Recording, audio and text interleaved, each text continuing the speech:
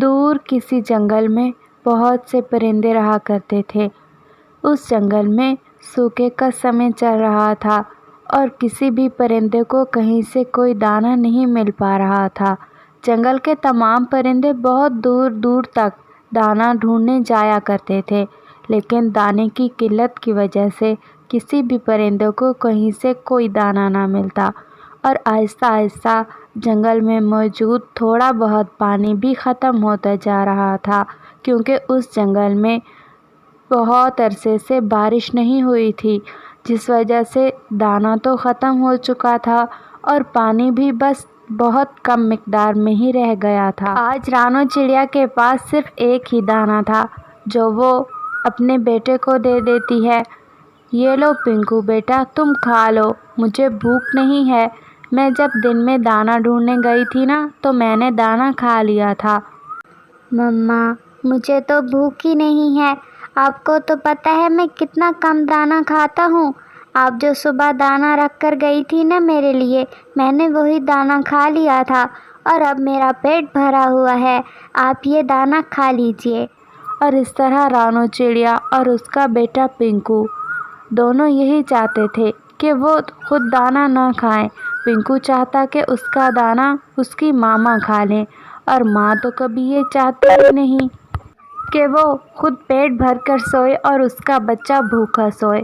اس طرح رانو چڑیا اور پنکو دونوں ایک دوسرے کو کہے جا رہے تھے کہ یہ دانہ آپ کھا لو۔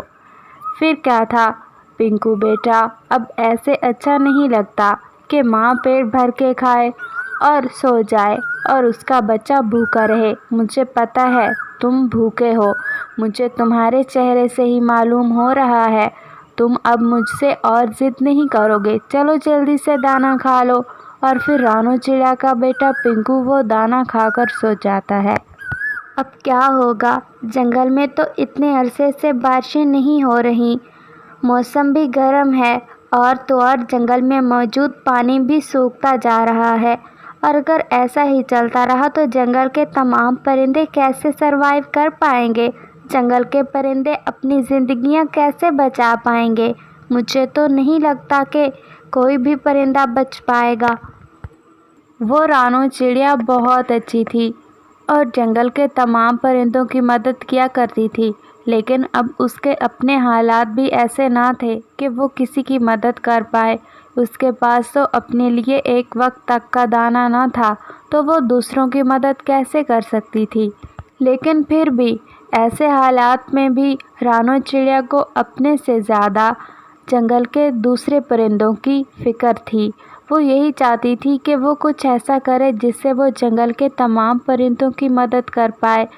چڑیا صبح سے شام تک اڑتی پھرتی، ادھر ادھر دانہ ڈھونڈتی، اور جہاں بھی اسے کوئی بزرگ اور کمزور پرندہ دکھتا وہ اس کی مدد کرتی۔ ماما، اب کیا ہوگا؟ آج تو ہم نے جیسے تیسے طوطے انکل سے دانہ تھوڑا بہت لے کر اپنا پیٹ بھر لیا ہے، لیکن اگر ایسے ہی چلتا رہا تو ہم کیا کریں گے؟ اور آپ کو پتہ ہے بلبلے انکل کا تو پنکھ بھی ٹوٹ گیا تھا۔ وہ بتا رہے تھے کہ اب وہ اڑ نہیں سکتے، اور اگر ایسے ہی حالات رہے تو بلبلے انکل کی تو جان پر بن جائے گی ماما۔ مجھے تو بہت فکر ہے ان کی۔ ہاں بیٹا پنکو، تم بالکل صحیح کہہ رہے ہو۔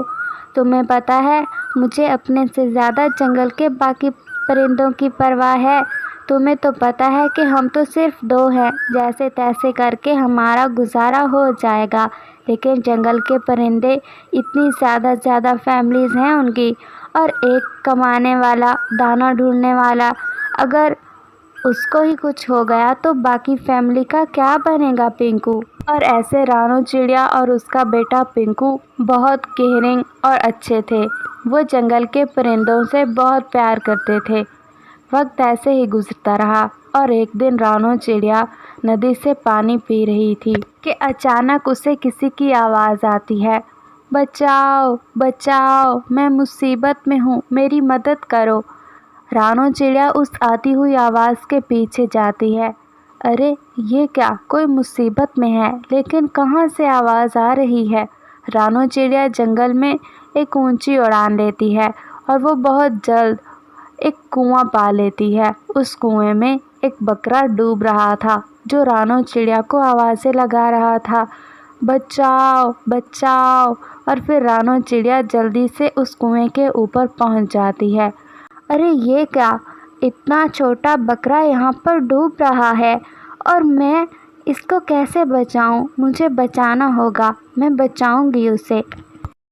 کنویں کے ساتھ ہی تھوڑی سی دور ایک درخت پر طوطے کا گھونسلہ تھا۔ رانو چڑیا بھاگتے ہوئے جاتی ہے اور فوراً سے اس کے گھونسلے سے ایک رسی اٹھا کر لاتی ہے، اور وہ رسی جیسے ہی کنویں میں پھینکتی ہے تو وہ چھوٹا سا بکرا اس رسی کو پکڑ کر باہر آ جاتا ہے۔ رانو چڑیا بہت زیادہ خوش تھی اس بکرے کو بچا کر، کیونکہ وہ بہت اچھی تھی اور نرم دل تھی۔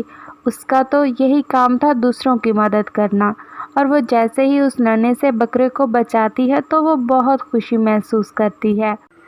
چڑیا چڑیا تم بہت اچھی ہو، تمہارا بہت شکریہ، تم نے میرے برے وقت میں مدد کی۔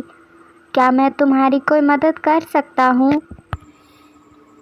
اس کی بات سن کر رانو چڑیا کو تھوڑی سی ہنسی آتی ہے۔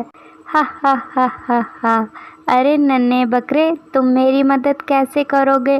تم تو خود ہی بہت چھوٹے ہو۔ پھر رانو چڑیا بہت پریشان ہو جاتی ہے۔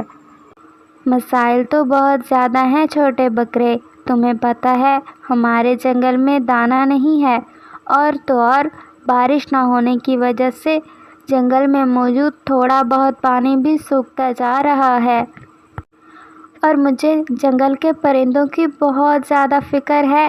کیا تمہیں پتہ ہے ہمارے جنگل کے حالات کے بارے میں؟ تم اسی جنگل سے ہو یا کسی اور جنگل سے آئے ہو؟ وہ بکرا عام بکرا نہیں تھا، بلکہ وہ ایک جادوئی بکرا تھا۔ ہاں ہاں چڑیا، مجھے سب معلوم ہے، میں کوئی عام بکرا نہیں ہوں، میں ایک جادوئی بکرا ہوں، اور میں تمہیں آزما رہا تھا کہ کیا تم میری مدد کرتی ہو یا نہیں۔ اور یہ سن کر رانو چڑیا بہت حیران ہو جاتی ہے۔ کیا آپ ایک جادوئی بکرے ہیں؟ مجھے بہت خوشی ہوئی آپ کی مدد کر کے۔